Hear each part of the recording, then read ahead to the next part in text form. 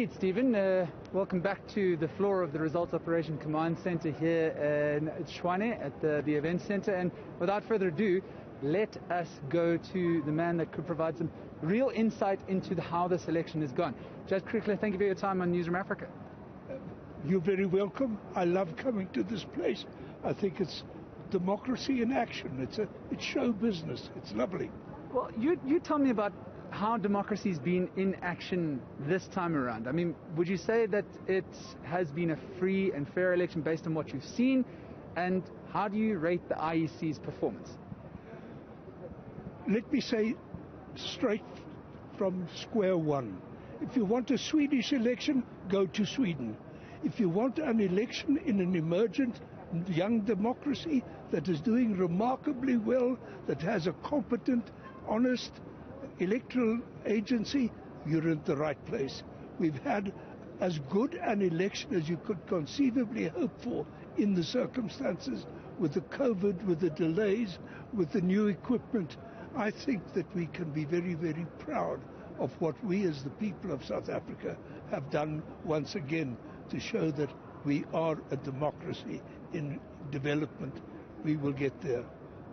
Judge Kriegler, would you say then, I mean, the noise around the IEC disenfranchising voters, some voters not being on a voter's roll at a station that they've voted several elections before, I mean, is this to be expected when you host an election in such a tight time frame that they had? Or, I mean, is there anything that you would say that the IEC could have done better? Of course the IEC could have done better, but they're human beings and they make mistakes. An election is an incredibly complex, sophisticated, elaborate process. If you think about it, over 23,000 polling stations, how many different ballot papers each had to go to its own particular ward. That we didn't have more mistakes is a miracle. The mistakes that we made are regrettable, but they can be remedied. That is in elections rule number one. Things will go wrong. You must be ready to remedy them when they occur. I believe that nobody ultimately will be disenfranchised who should not have been denied the opportunity to vote. So based on the information that you have before you, would you, as one of, I mean, you could call yourself a founding commissioner, you did deputy chairperson of the IEC in the 1994 election, based on the information that you have before you, are you satisfied, free and fair election that is the will of the people of South Africa? I do believe we have had free elections, we had fair elections, we've had competent elections, and the people of South Africa can pat themselves on the back. We've done well.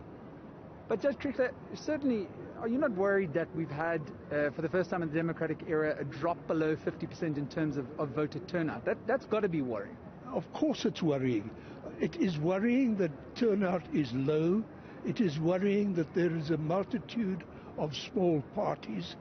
These are both signs that our democracy is not in a good place. That's not the IEC's business. That's the Electoral Commission's, the electoral competitors' business. The major parties should see to it that they up their ante, that they up their performance.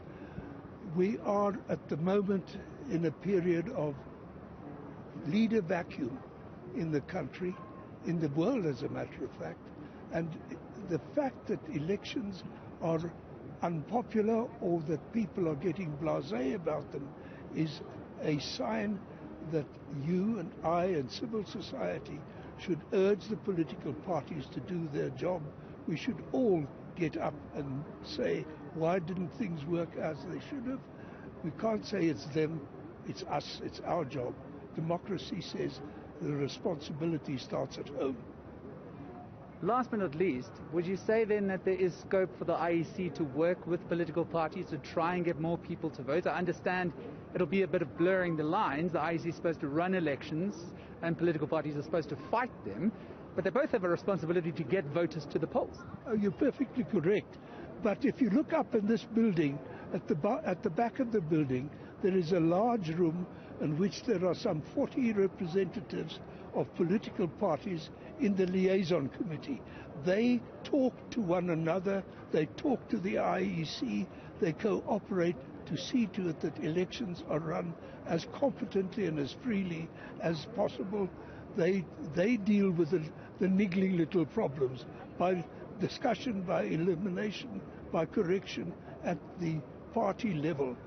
There is certainly a major task for the IEC and the political parties acting through that liaison body to see to it that we do not have such a low turnout again at the next elections, the national elections. They're likely to be higher anyway. Local government elections are seen to be less important, and the enthusiasm is less, and the budgeting by political parties is less. So it's not that disastrous a symptom, but it's unsettling that we're dropping to somewhere around about 50%. That's not good enough for us. It may be good enough for old and tired democracies. For us, it should be up with there in the 60s and the 70s. Judge Kriegler, always a pleasure chatting to you, and enjoy the rest of your time at the Rock. You're very welcome. Thank you. Well, you don't get better insight than that, Stephen. Let's just be quite honest here. One of the founding commissioners of the Independent Electoral Commission, deputy chairperson of the IEC way back in 1994. And Stephen Curtis, really, I think that we'll actually be going to Thembekile.